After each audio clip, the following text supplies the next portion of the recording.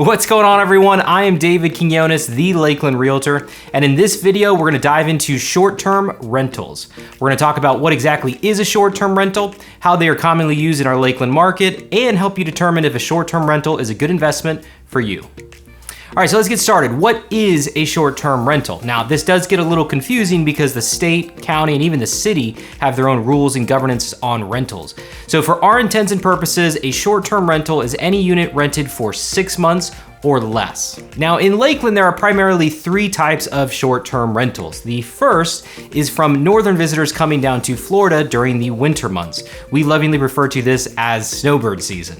Now these northern visitors tend to like to take advantage of Florida's climate and are often looking for houses with amenities. Now these can include community pools, tennis courts, shuffleboards, clubhouse, and these are primarily in 55 and up communities, either in mobile home parks or condominiums.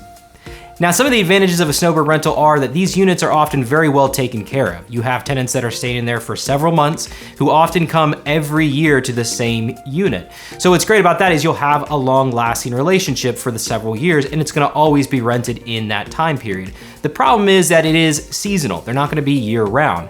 And many of these communities have monthly fees, whether they're rented or not. So this might not be a great option as a standalone rental, but if you already live in one of these parks and you wanna take advantage of the extremely high rental rates during the winter months, it might be a good part-time rental where you stay in it for a portion of the time and then rent it out to the snowbirds that come down. Now, the second type of short-term rental properties in Lakeland are vacation rentals.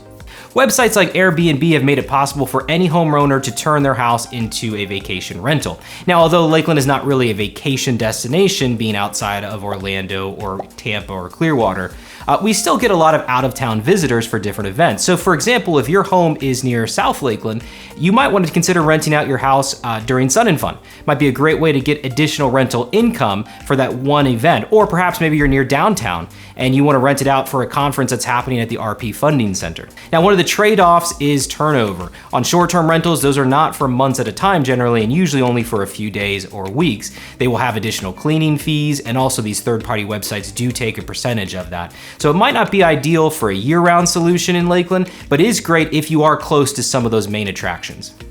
So the third and final type of short-term rental are kind of a hybrid of the 2 models, but really have to do with proximity to employment. And I learned about this with a specific listing I just put up on the market. So this home is a 2-unit home that has a 1-bedroom, 1-bath on one side, and then a 2-bedroom, 1.5 bath on the other. Now, usually in Lakeland, a 1-bed, 1-bath would usually rent for anywhere from $800 to $900, maybe a 2, 1.5 for closer to $1,000. This particular home is bringing in $3,200 a month in gross rental income. That is crazy. And the reason why, though, is the seller has figured out that it's the proximity of the home to these 2 major employers. The house is within walking distance to Lakeland Regional Hospital and Publix Field. So she year-round rents this out to either traveling nurses that are stationed at Lakeland Regional or to the minor league baseball players who need a place to stay while in season for the Detroit Tigers.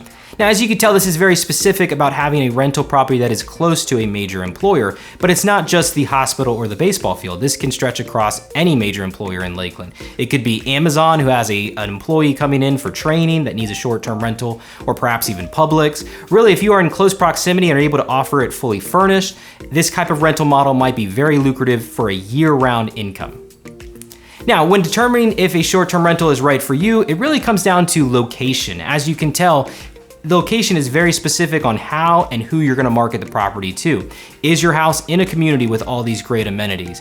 Is your home even allowed to be able to be a short-term rental? Many homeowners associations or communities have limits on short-term rentals, meaning that you can't lease for less than 6 months. Or is your house maybe close to a large major employer?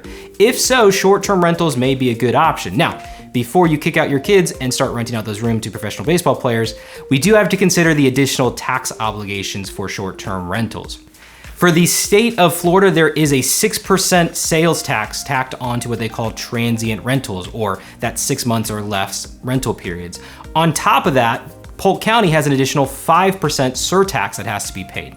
Now, those do add up and can eat into that additional profits that you might be making on a short-term rental. So definitely do the math and figure out if it makes sense to use your home or your property as a short-term rental. Also keep in mind these taxes have to be remitted by you. So that means you have to remember to file and pay these either monthly or quarterly. So if you're one that doesn't have very good bookkeeping skills, or you're constantly forgetting, you might get bogged down in additional fees and late charges, and then all that profit you would make on a short-term rental just goes out the door. So at the end of the day, it really, again, depends on the location and whether the tax obligations make sense for your particular unit. So there you go, that is a summary of Lakeland short-term rentals. Perhaps your current home or maybe your next investment property might be great for short-term rentals. If you have any additional questions or you'd like to discuss maybe purchasing a property, I'm gonna put my number in the description below. Reach out, I would love to help.